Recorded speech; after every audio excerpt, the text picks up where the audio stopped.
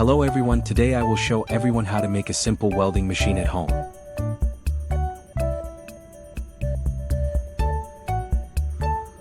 Remove the core of the pin.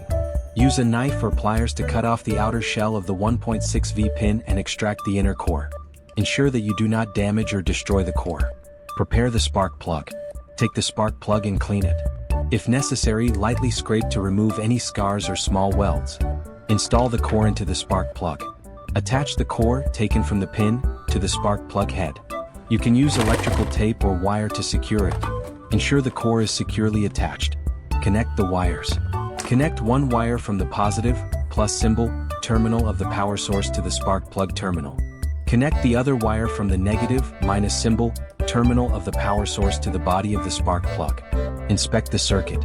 Inspect the connection points carefully and ensure there are no loose or damaged connections. Apply power. Apply 12V or suitable voltage from the power source. When the current flows through, the core will lift. Conduct the experiment. Touch the spark plug terminals to the material being welded.